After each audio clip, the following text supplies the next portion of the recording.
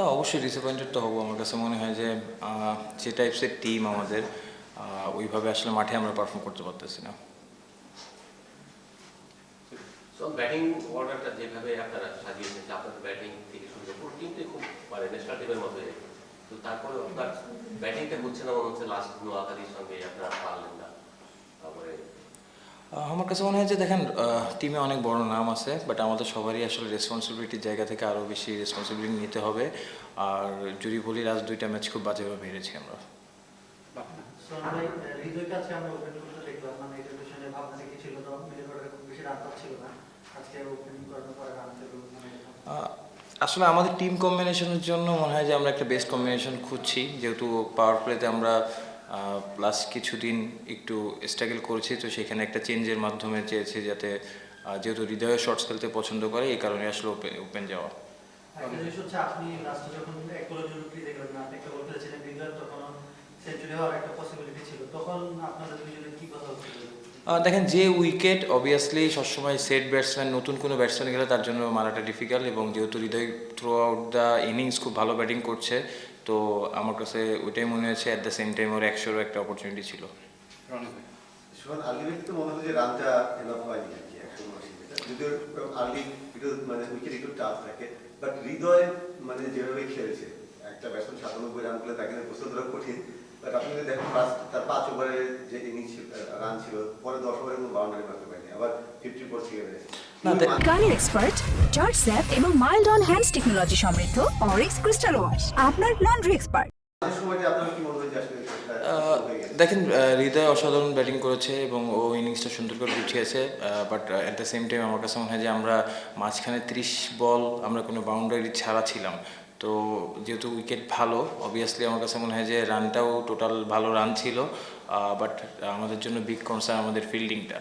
So আমার কাছে মনে হয় যে এখানে মাঝখানে 2টা ওভার আমরা যদি ভালো করতে পারতাম, তাহলে হয়তো রান রেটটা 10-এর উপরে যাওয়া পসিবল ছিল, যেটা এই উইকেটে ডিফিকাল্ট হতো, বাট আমরা কোনো সময়ই আসলে রান রেটটা 10-এর উপরে নিয়ে যেতে পারি নাই।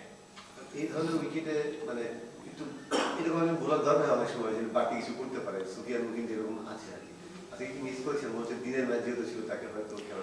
দেখেন, সুবিয়া মুকিম অবভিয়াসলি ভালো বোলিং করতেছে, তো আমাদের যেহেতু অপশান ছিল যে আলিস, যেহেতু কাইন্ড অফ সেম সিমিলার বলার, অ্যাট দ্য সেম টাইম আমাদের পাওয়ার প্লেতে কিন্তু দেখেন যে রান আমরা লিক করে ফেলছি বেশি প্রতিটা ম্যাচে, যদি আপনি দেখেন, তো সেই জায়গা থেকে আসলে পাওয়ার প্লের কথা এবং ডেট চিন্তা করে আসলে আকিবকে নেওয়া।